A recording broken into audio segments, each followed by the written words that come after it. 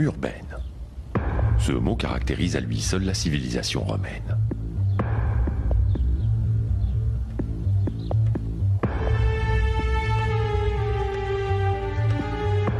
Rome a construit son empire dans la pierre et sur des milliers de kilomètres, de la Bretagne à l'Iran et de la Germanie au Maroc.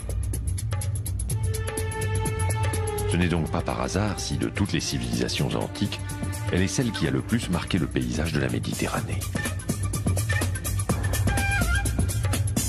Contraints par les exigences de leur conquête à fonder de nombreuses villes, les Romains développèrent une politique urbanistique rationnelle sur toute l'étendue de leur empire.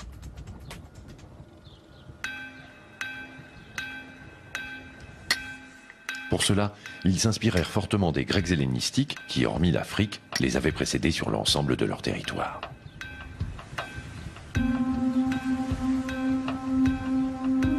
Mais les Romains apportèrent également leur génie propre à la solution de problèmes imposés par des conditions de vie nouvelles. La nature du sol, les possibilités d'approvisionnement en eau, voies de communication, les édifices préexistants, tout entrait en ligne de compte. Colonies, municipes, villes libres ou tributaires, chacune des villes fécondées par Rome possédait une structure particulière, plus ou moins fortement marquée par l'influence indigène. Parmi les filles de Rome, Volubilis en Afrique du Nord et Gerasa au Proche-Orient sont toutes deux le reflet d'une romanisation concertée.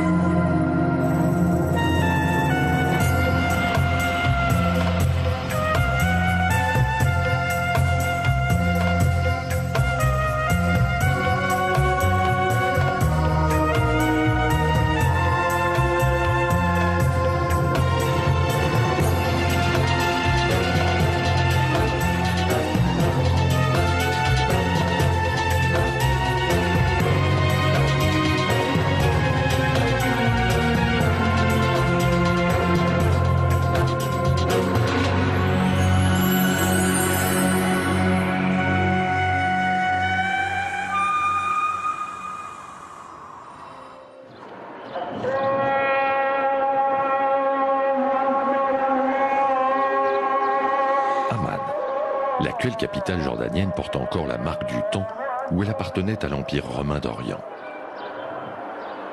Son théâtre, qui pouvait accueillir jusqu'à 6000 spectateurs, témoigne de l'importance de l'antique cité. Elle s'appelait alors Philadelphia. Quittant Amman, nous mettons le cap au nord, en direction de Jerash, le nom moderne de Gerasa. Les deux cités faisaient partie de la Décapole.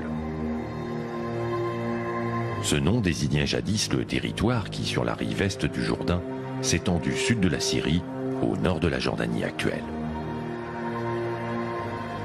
Cette contrée est assurément l'une des plus fertiles du Proche-Orient. Au IIIe siècle avant Jésus-Christ, les successeurs d'Alexandre le Grand y fondent une dizaine de centres urbains. Modestes par leur taille, mais riches de leur sol et d'une intense vie culturelle, ils ne tardent pas à susciter l'intérêt de leurs voisins, les Nabatéens et les Asmonéens, qui au lendemain de la chute de l'Empire hellénistique se les disputent âprement. Ces luttes d'influence sont interrompues au 1er siècle avant notre ère par l'invasion des Romains.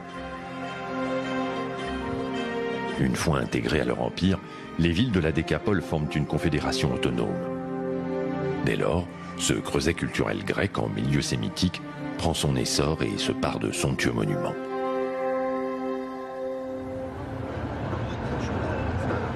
Bientôt, la route ondule à travers les collines verdoyantes du pays biblique de Galaad. Puis gagne le cours inférieur du Zarqa, l'un des affluents du Jourdain.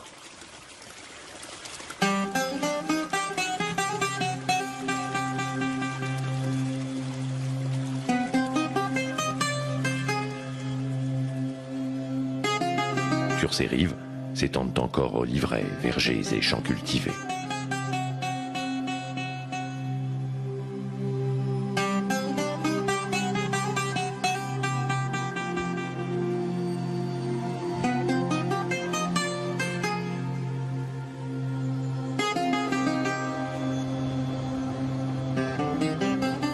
Un dernier virage, et voici la ville moderne de Jerash, implantée en partie sur les vestiges de l'ancienne Gerasa, les plus fastueux de la Décapole.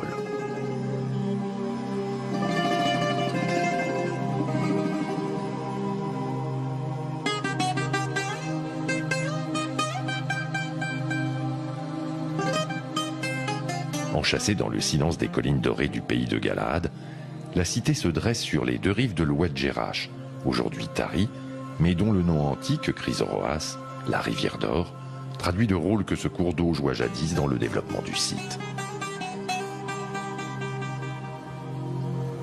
Ce dernier, habité dès le 9e millénaire avant Jésus-Christ, abrite un ensemble de petits villages mobiles qui se multiplient et se fixent progressivement à partir du 8e siècle avant notre ère, avec le développement de l'agriculture. Après un temps d'abandon, cette petite bourgade voit la naissance d'une première cité fondée par les Grecs, entre le 3e et le 2e siècle avant Jésus-Christ. Le lieu précédemment appelé Garchou prend alors le nom d'Antioche sur le Chrysoras. Sous domination romaine, Antioche devient Gerasa.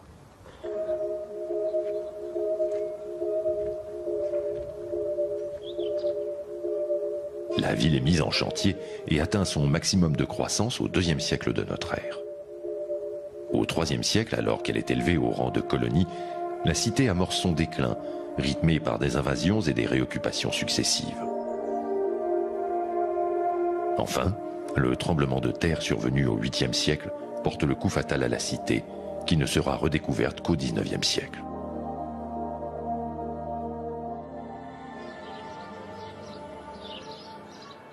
Ainsi, Gerasa montre-t-elle aujourd'hui simultanément plusieurs époques. Quelle était sa configuration lors de son apogée au 2e siècle de notre ère? Le domaine urbain occupe alors une aire ovale d'environ 95 hectares. Une grande rue à colonnades traverse la ville du nord au sud et se dirige vers le sanctuaire de Zeus olympien, le Jupiter des Romains. Une majestueuse place ovale assure le raccordement entre les axes divergents du sanctuaire de Zeus et de la grande rue à colonnades.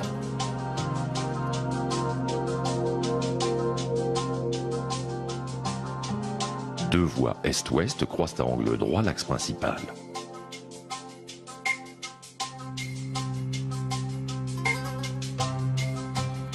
Entre les deux intersections se dresse perpendiculaire à l'artère majeure le sanctuaire d'Artémis, la Diane des Romains.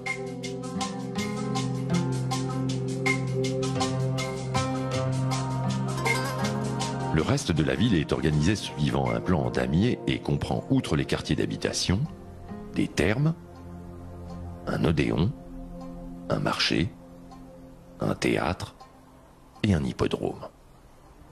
Quant aux nécropoles, elles sont situées à la périphérie de la ville. Pour le voyageur antique qui venait de Philadelphia, l'actuel Amman, la route passait sous une grande arche, érigée en l'honneur de l'empereur Hadrien. La voie longeait ensuite l'hippodrome dont il ne reste plus aujourd'hui que le tracé.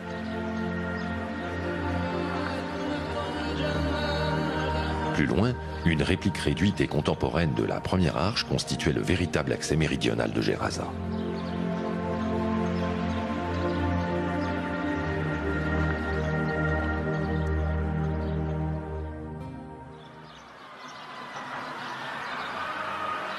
Une fois franchi le seuil de la porte sud, le regard s'élève irrémédiablement vers une terrasse artificielle, dominée par le temple haut de Zeus.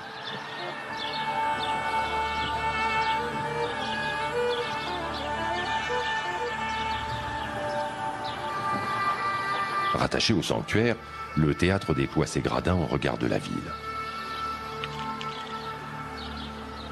Le voyageur traversait ensuite la majestueuse place ovale, ouverte sur la grande avenue.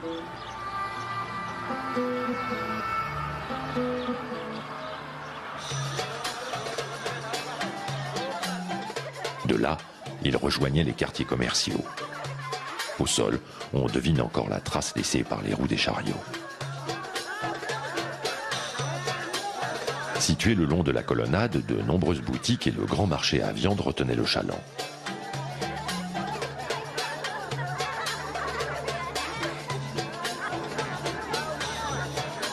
Plus loin, le pèlerin pouvait se rafraîchir à l'eau du Nymphée, une fontaine monumentale. Juste à côté s'ouvrait le domaine sacré de la déesse Artémis.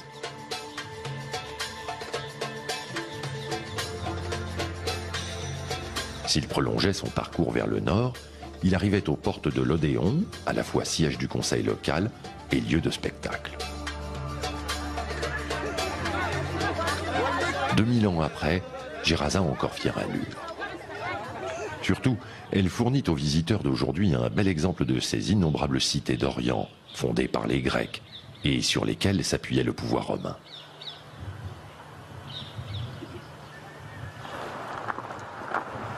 Installé sur le site même de Djerrach, l'Institut français du Proche-Orient mène en coopération avec les antiquités jordaniennes d'importants travaux de fouilles et de restauration.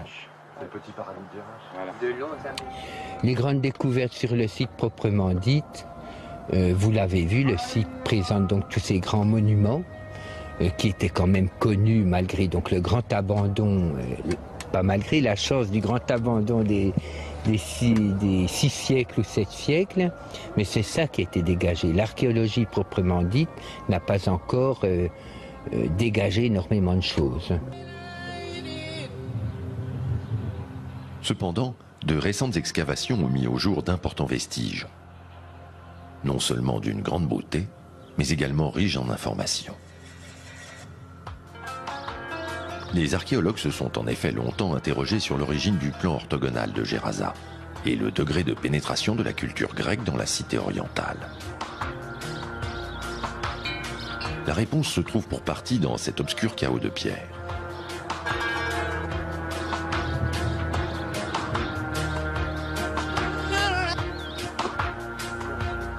Ces ruines sont celles de plusieurs édifices d'époques différentes, construits sur une grotte sanctuaire. La fouille de cette grotte et le démontage partiel des vestiges ont permis de découvrir plusieurs centaines de blocs ayant appartenu à un monument précédent.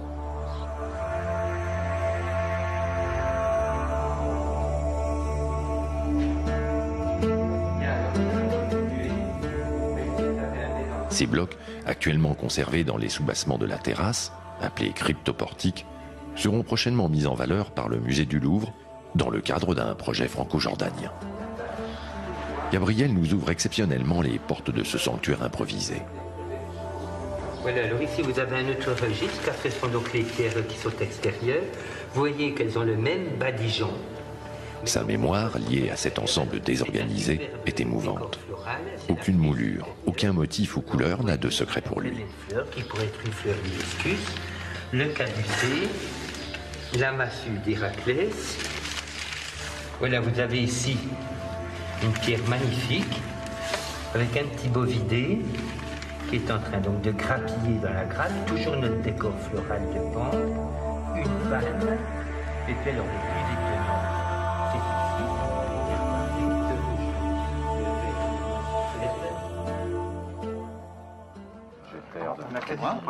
En quoi la découverte de cet énorme puzzle de pierre a-t-il renouvelé l'interprétation de la cité ?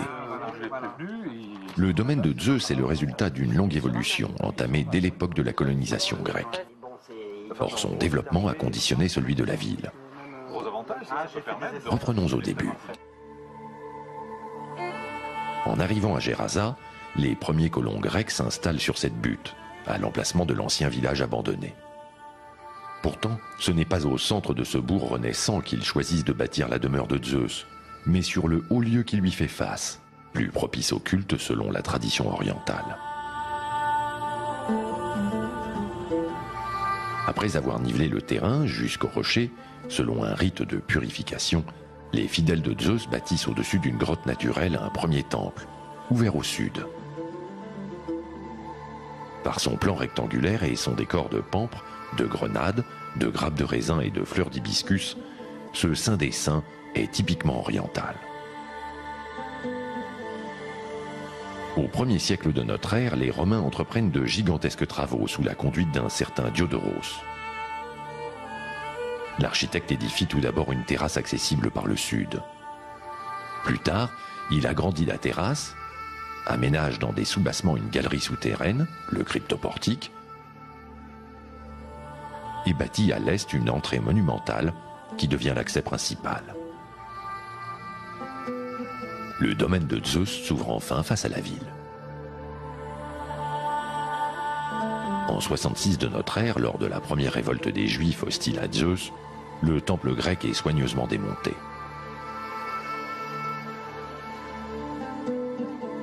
En 70, alors que la situation politique et religieuse s'est apaisée, un certain Théon, suppliant de Zeus, finance un nouveau saint des saints, édifié avec une partie des blocs du premier temple. Le point culminant et ultime de ce développement est l'édification en 163 sur une terrasse supérieure d'un grand temple à portique.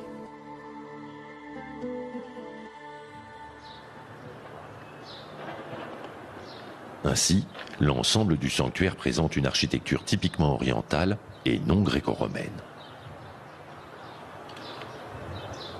De même, la grande avenue à colonnade ne semble pas être, à proprement parler, une rue, mais plutôt une allée processionnelle en même temps qu'une voie commerciale.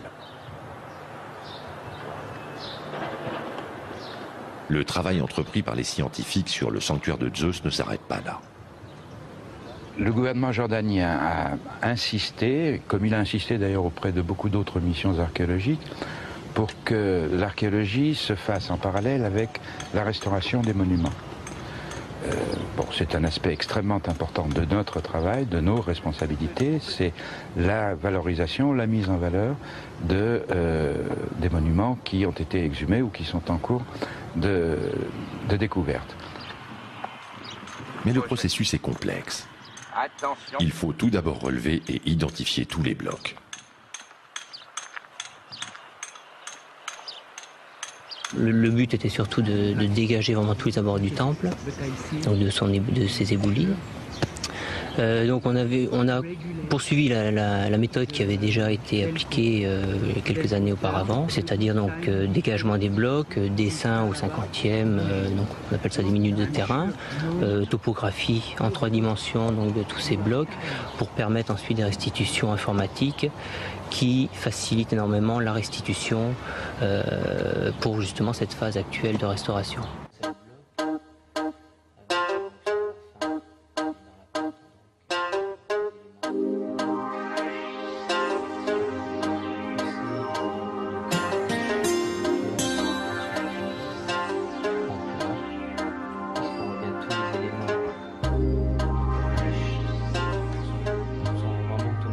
Ces préalables indispensables étant accomplis, le travail de restauration proprement dit peut commencer. Pas si simple. Nous allons voir comment, malgré toute l'expérience d'une équipe aguerrie, le remontage des blocs peut s'avérer complexe, voire dangereux.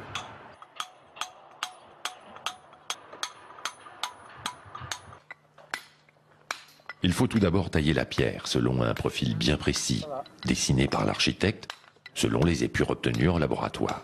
Ouais. Les prochains profils à reprendre. Ok. Une fois. Ça, c'est les 2 prochaines. 2 prochaines pour l'ouest, comme ça. Ainsi tu vérifies les dimensions et tu reprends les profils. Ainsi, comme ça, on va pouvoir boucler le côté ouest. Ouais, et puis après, il faut donc. Il nous en manquera juste un morceau pour le nord quand on aura fini de poser l'angle. La seconde étape consiste à équiper le bloc d'un système d'attache, permettant son levage jusqu'à son lieu de pose. De la même manière que dans l'Antiquité, les hommes sont appelés à décider des solutions techniques les plus appropriées au levage. Chevilles, pinces inversées ou tenons mortaise. Ici, l'équipe opte pour un dispositif de chevillage. Les trous qui vont permettre de lever. Non, il y a 2 points. Là, on aurait même pu en mettre qu'un seul, peut-être. D'accord. C'est plus par sécurité.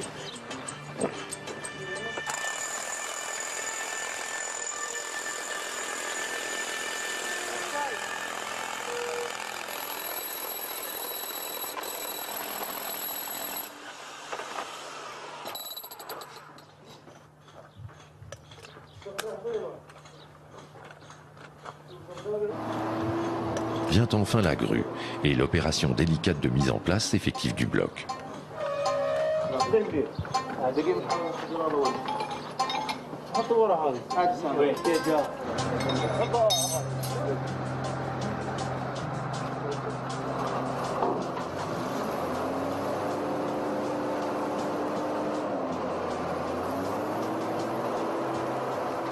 Lorsque celui-ci s'élève pour aller rejoindre ses embases, la corde cède.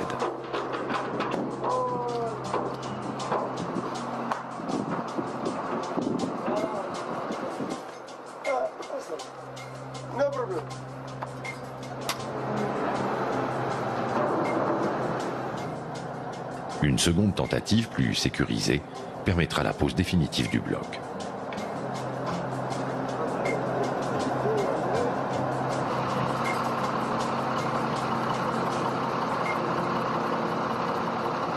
Ainsi, jour après jour, le domaine du seigneur de l'Olympe retrouve peu à peu son aspect initial. Mais Zeus ne régnait pas en maître absolu sur Gerasa.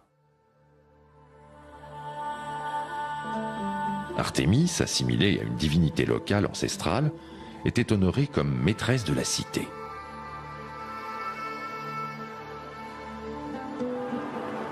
Accessible depuis le pont du Chrysoroas, son sanctuaire est une véritable mise en scène architecturale. Après avoir suivi une colonnade et traversé l'avenue principale, il faut encore franchir une porte imposante, puis monter un escalier monumental débouchant sur le ciel. Cet ingénieux dispositif, en suscitant la surprise, met indéniablement en valeur le temple de la déesse. Le domaine d'Artémis est étonnant à plus d'un égard. Tout d'abord, il est inachevé et ne comporte aucune installation ancienne.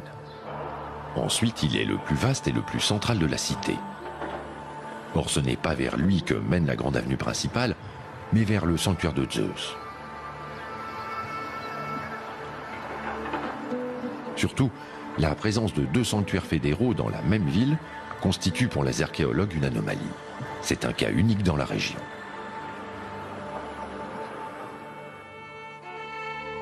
L'explication vient en partie des inscriptions retrouvées dans le temple bas de Zeus. En fait, le sanctuaire de la déesse, primitivement installé ici sur le tertre du village ancien de Garchou, aurait été déplacé pour permettre son extension. Ce déplacement s'est opéré vers 132-135 au cours de la première révolte juive, durant laquelle la communauté israélite de Gerasa, hostile aux dieux grecs, reporte ses dons sur le temple de l'ancienne déesse mère de la cité.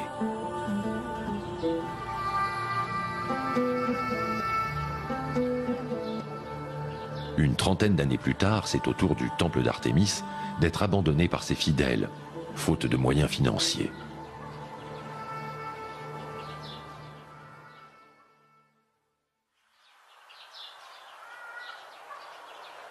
Ces événements provoquèrent une refonte complète du cadre urbain. Les deux avenues perpendiculaires, à l'origine du Cardo et du Decumanus romain, furent tracées en fonction de l'entrée principale des deux temples, selon une pratique bien connue en Orient. Ainsi, le plan orthogonal de la cité n'est pas, comme on l'a cru longtemps, un héritage des colons grecs, mais bien une conception tardive, surimposée à partir du milieu du IIe siècle à un modèle urbain oriental préexistant. En revanche, il est révélateur de l'importance de la religion dans l'organisation du cadre de vie. Le culte est également le miroir de la santé économique et politique de la cité. Les temples, en effet, étaient financés par les habitants qui, suivant la nécessité du moment et les disponibilités financières de leur groupe religieux, sollicitaient la divinité la plus apte à répondre à leurs attentes. Sur les gradins de l'Odéon, qui servaient également de salle du conseil municipal, les archéologues ont retrouvé de grandes inscriptions gravées dans la pierre. Ces inscriptions mentionnent les noms de 11 tribus religieuses, celles de Zeus et d'Artémis étant les plus importantes avec celles du culte impérial. Les autres étaient vouées à des divinités secondaires. D'autres inscriptions sur le site nous apprennent également que la population gérasénienne était composée en grande majorité de Grecs, de Syriens, d'Israélites, de militaires et de fonctionnaires romains. De quoi vivait cette société multiculturelle ? C'est une grande cité qu'on décrit comme étant florissante, impériale, mais il ne faut jamais non plus perdre de vue que c'est une des villes les plus orientales de l'Empire romain, lointaine un peu de tout, et provinciale, et en dehors des grands axes, puisqu'on a la Via Nova, qui est, c'est vrai, à une trentaine de kilomètres, c'est tout près pour nous, et c'était quand même pas très près pour ces gens-là.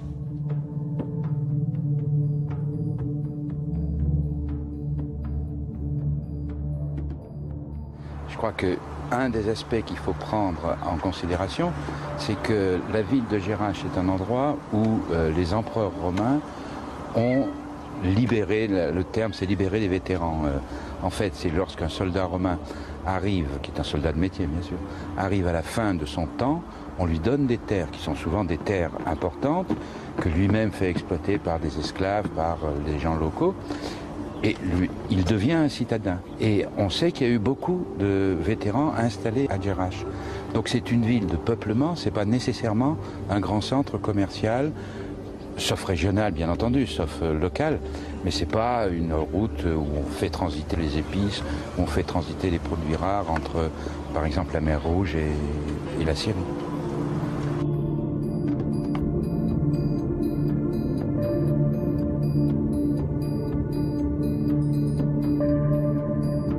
À quelques milliers de kilomètres de là, sur les rives africaines de la Méditerranée, se dressent les vestiges d'une autre cité romanisée au 1er siècle de notre ère. Fondée par les Berbères, réaménagée sous la domination de Rome, l'antique Volubilis a su elle aussi préserver son identité.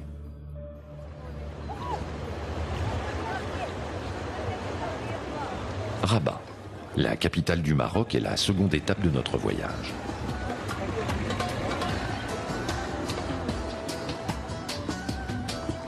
Le temps de traverser la ville, et nous voici à Salé, où nous attendent 4 étudiants de l'École supérieure de technologie. Leur objectif ? Redonner vie et forme aux vestiges de l'antique Volubilis.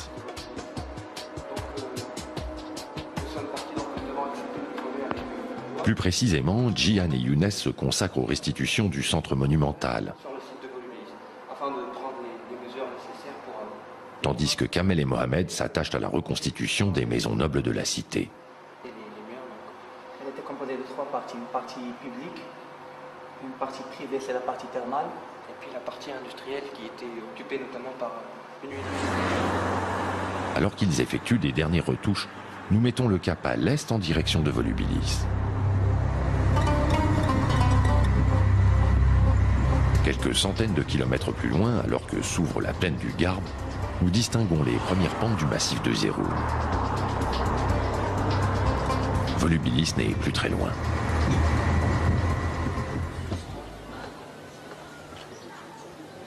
Accrochée sur un éperon rocheux, la ville sainte musulmane de Moulay Idriss, du nom du fondateur du Maroc, domine l'antique cité.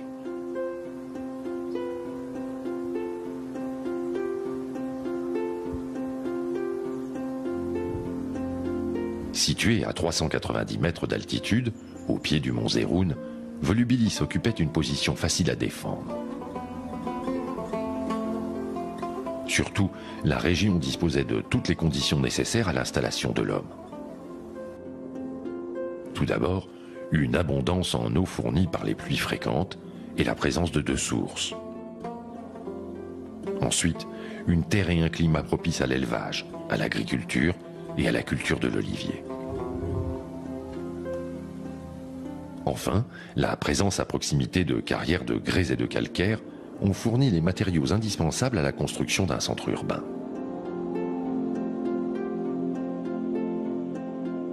Volubilis jouissait également d'une position stratégique, à la croisée du Maroc du Nord, pourvue de plaines fertiles, et de la vallée du Sébou, ouverte sur l'Atlantique. Ainsi, dès sa fondation par les Berbères, cette bourgade bénéficiait de tous les atouts pour alimenter et abriter une importante population.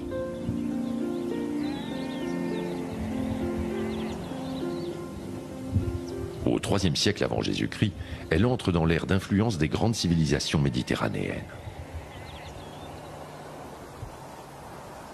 Volubilis est alors une cité organisée, pourvue d'institutions, sous l'influence carthaginoise qui se diffuse depuis le littoral.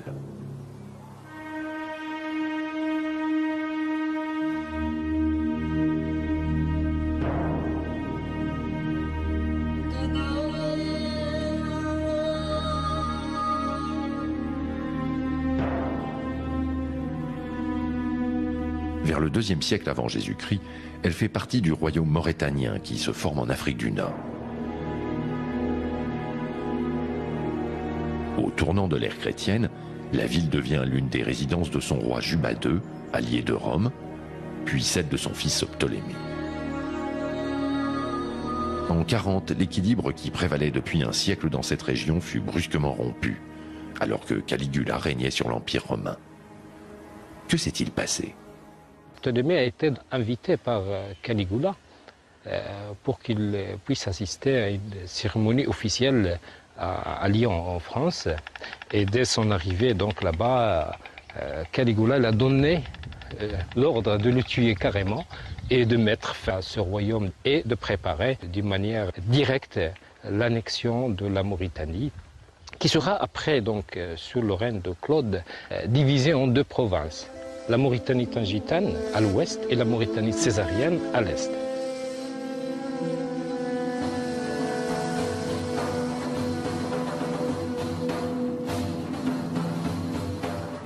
Cet assassinat, on s'en doute, déclencha une révolte chez une partie des volubilitains.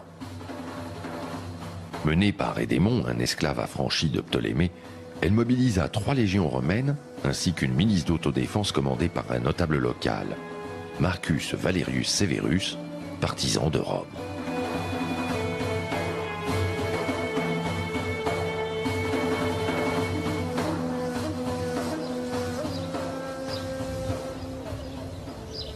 La révolte matée, les miliciens dépêchèrent leur chef auprès du nouvel empereur Claude, afin d'obtenir récompense pour leur aide militaire et leur loyalisme.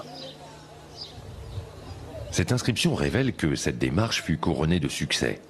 La ville fut élevée au rang de municipe, tandis que ses habitants bénéficièrent de nombreux avantages, destinés à s'assurer leur fidélité. L'objectif de Rome ?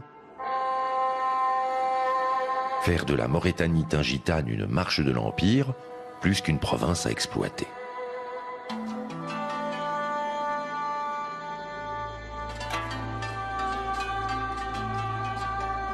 Volubilis était en effet l'élément le plus avancé du dispositif de défense, face aux tribus berbères semi-nomades des régions présahariennes. Ainsi, durant 2 siècles, la ville connaît un nouvel essor et se transforme sous les effets de la romanisation.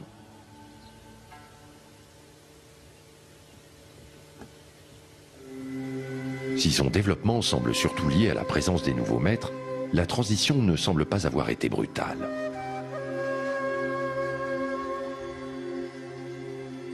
Contrairement aux villes romaines créées d'un seul jet sur terrain vierge, comme Timgad en Algérie, Volubilis présente un plan irrégulier.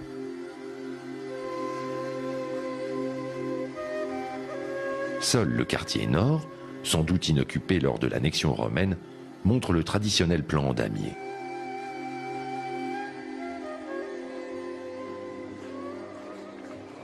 De part et d'autre de la rue principale, courent des rues secondaires reliées entre elles par des ruelles transversales.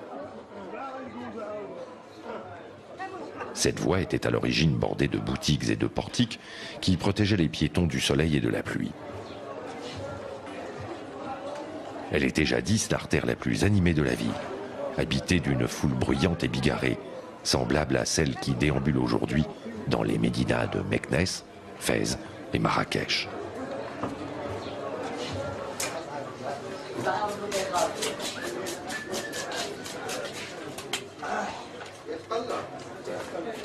Épiciers, volaillers, poissonniers, libraires ou marchands de belles étoffes y interpellaient le passant.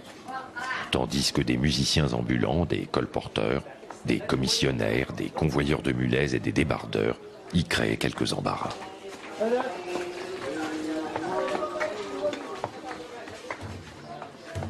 L'artère principale reliait la porte nord de Tanger à l'arc de Caracalla, élevé par la communauté des Volubilitains en remerciement d'une remise d'impôts accordée par Rome.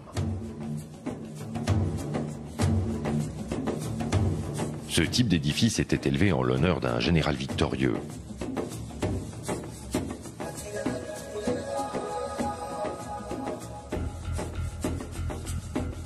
Monument de la propagande impériale, visible de loin, il s'imposait au regard des populations conquises comme la manifestation de la toute-puissance de Rome et de son empereur.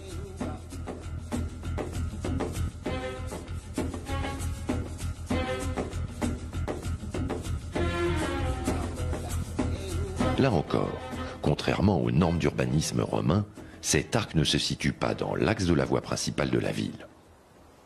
Mais l'influence indigène est également notable dans le décor. Ainsi, la représentation des saisons dans les médaillons, empruntée aux mosaïques, est inhabituelle.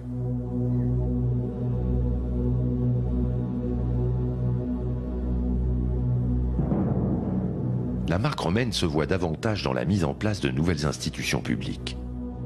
Une manière pour le pouvoir impérial de s'assurer du dévouement des grandes familles locales, qui pouvaient ainsi satisfaire leurs ambitions politiques, économiques et sociales.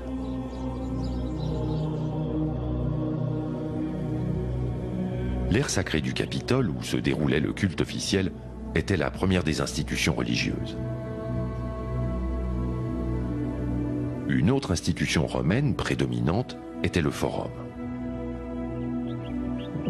Cœur politique de la cité, c'est là que se réunissait l'Assemblée des citoyens lors des élections, des proclamations et des discours. Cette place est bordée par la basilique judiciaire, où étaient gérées les affaires publiques et administratives de la cité.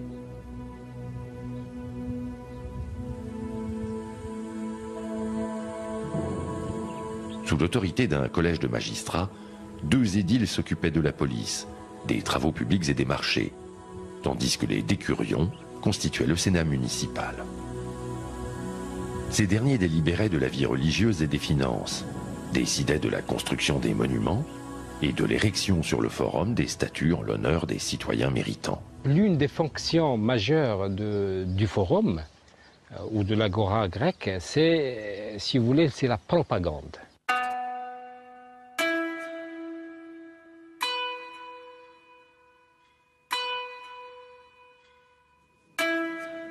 Ces nombreuses stèles, autrefois surmontées de statues, en sont la preuve. Elles attestent de cette volonté d'afficher auprès des habitants et des touristes de l'époque la valeur de tel ou tel citoyen volubilitain, un haut dignitaire, un cadre de l'armée, ou bien encore un riche exploitant. Souvenez-vous, Marcus Valerius Severus, ce volubilitain allié de Rome, qui avait libéré la cité des rebelles. Sa stèle est ici sur le forum. Il y a un M qui signifie Marcus, Valerius, Bostaris, Filius. Donc c'est le fils d'un Bostar, donc sûrement c'est un nom punique. Juste en dessous sont indiquées les fonctions de l'homme honoré. Magistrat municipal sous le pouvoir carthaginois, Marcus Valerius s'est vu attribuer de nouvelles charges par les Romains, celles de sénateur et de prêtre. Ce n'est pas tout. L'inscription mentionne également les privilèges accordés par Rome aux volubilitains, grâce à l'intervention de Marcus Valerius, notamment la citoyenneté romaine et une exonération d'impôts pendant 10 ans pour les habitants non citoyens.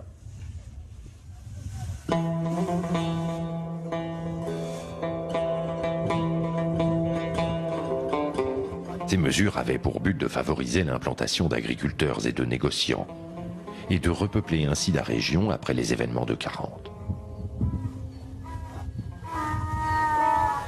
Le dernier avantage reçu concerne les biens laissés par les citoyens qui ont connu la mort au cours de la révolte des Normands et qui n'ont pas laissé d'héritiers. Donc ces biens de ces citoyens vont être accordés au municipe de Volubie, sinon pas au fisc romain. Ainsi, l'épigraphie demeure la source d'informations quasi exclusives sur la vie municipale et la société.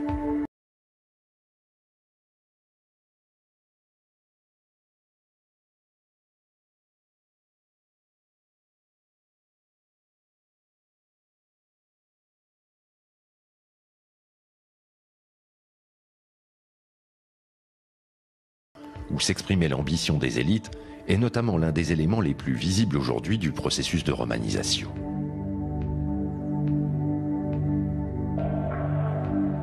C'est surtout un désir de vivre à la romaine qui transparaît dans l'organisation de l'habitat volubilitain. L'une des plus belles demeures conservées de Volubilis est la maison d'Orphée, implantée dans le quartier sud de la cité. Hassan Niman, archéologue et ancien conservateur du site, a dirigé le travail de reconstitution de cette demeure, effectué par les étudiants de l'école technologique de Rabat-Salé. D'une superficie de 1700 m², la maison d'Orphée s'étend sur les 3 parcelles d'un îlot et se compose de 3 zones bien distinctes. Une zone privée réservée à la famille, une zone accessible à la clientèle du propriétaire et une zone industrielle.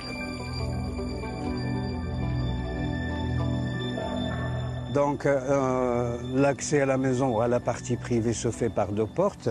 Une qui conduit directement vers les thermes et l'autre qui conduit directement vers les parties privées. Et là on accède à la cuisine qui est caractérisée par la présence de ce bassin en tant que réservoir d'eau. Juste à côté, nous avons les latrines. Alors il reste juste un petit trou d'évacuation, mais normalement on devait trouver le siège de latrine ici. Après, on accède à ce couloir qui dessert un certain nombre de pièces et qui s'ouvre, qui donne sur le péristyle.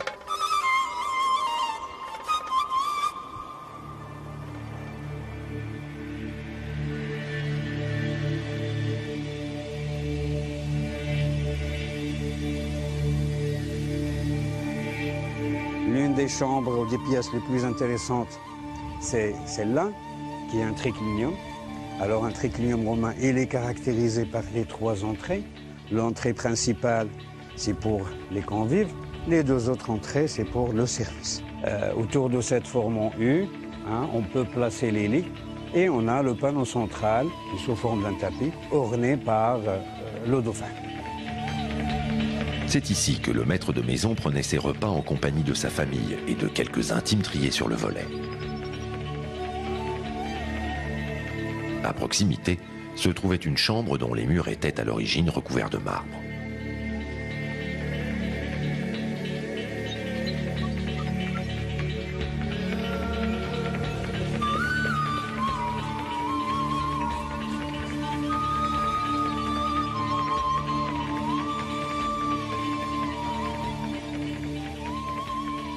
Alors, vu la superficie de la maison, donc 1700 m², eh bien, nous avons 3 places ou 3 cours à ciel ouvert, ce qui permettait donc d'éclairer toute la maison et de l'aérer. À l'intérieur de cette cour à portique, on a un puits qui permettait l'alimentation de la maison en eau. La maison d'Orphée était également branchée sur le réseau urbain, afin de fournir en quantité suffisante et de manière constante les fontaines qu'elle abritait.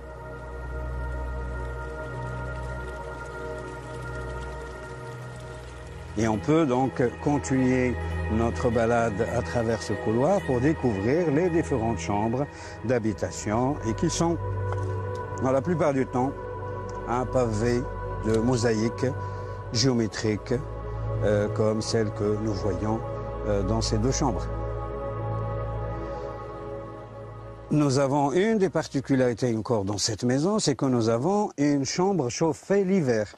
On voit cette canalisation qui permettait l'évacuation de la fumée. Cette chambre était réservée à l'hiver, à l'utilisation pendant l'hiver. Nous sommes juste à côté du début de la chaîne du Rif et du début du Mont Atlas, donc c'est une zone où il fait un petit peu froid l'hiver. Quelquefois, ça atteint même les -2, -3 degrés. Ce système de chauffage était également utilisé pour chauffer l'eau et le sol des thermes de la partie privée. C'est effectivement l'un des établissements où l'hypocauste est bien conservé.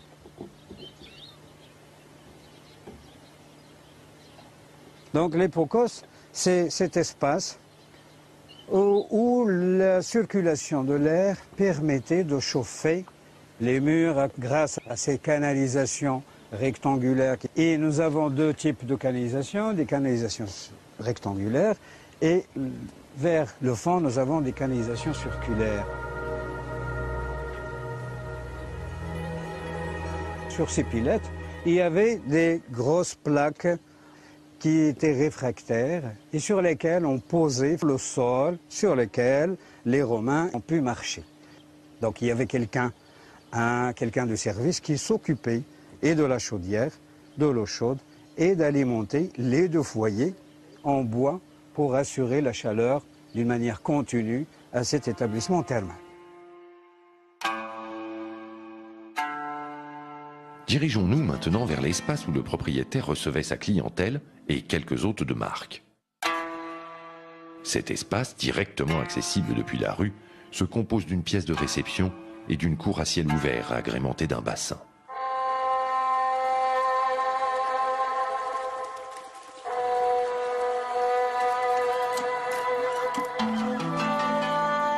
Ce bassin, qui est en fait un aquarium, est bordé d'une mosaïque représentant le dieu Neptune sur son char, voguant sur le monde marin.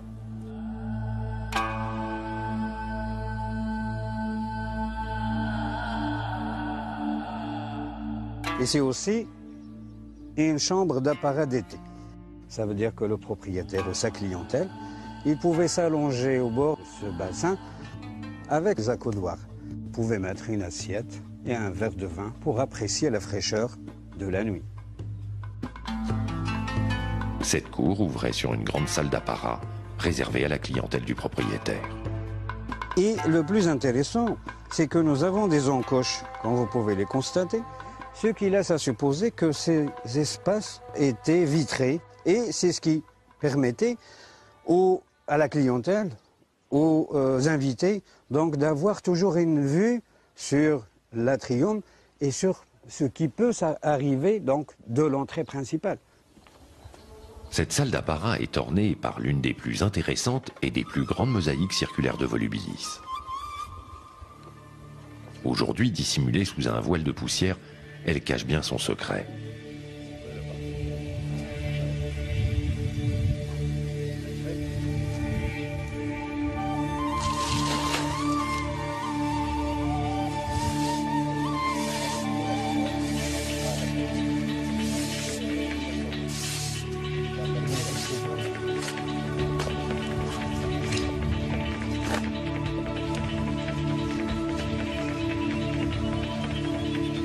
Voici qu'apparaît Orphée, jouant de la lyre et charmant de cette manière les animaux sauvages qui l'entourent.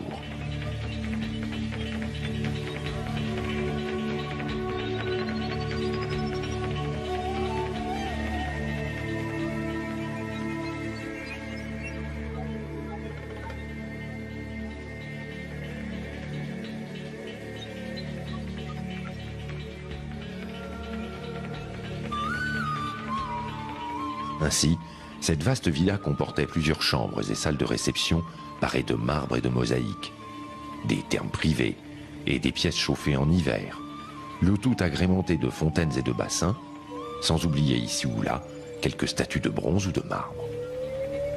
Un tel confort, on sans doute, exigeait du maître des lieux des revenus en conséquence.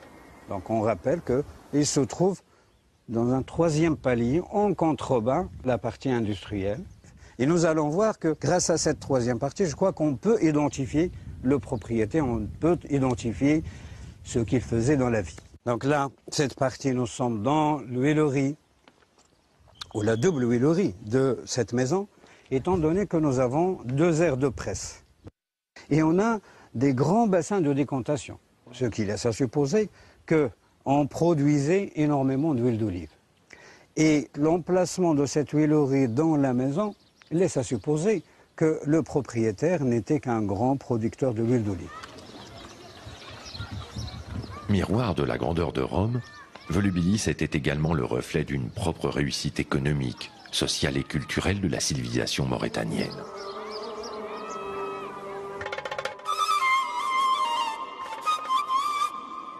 Ainsi, l'urbanisation romaine des cités provinciales préexistantes à l'Empire ne fut pas absolue.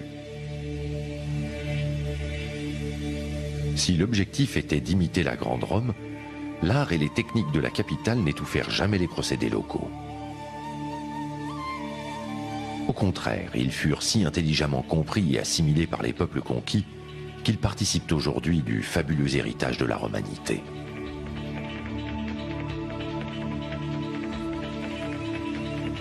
un héritage dont l'âme vibre encore au rythme des festivals.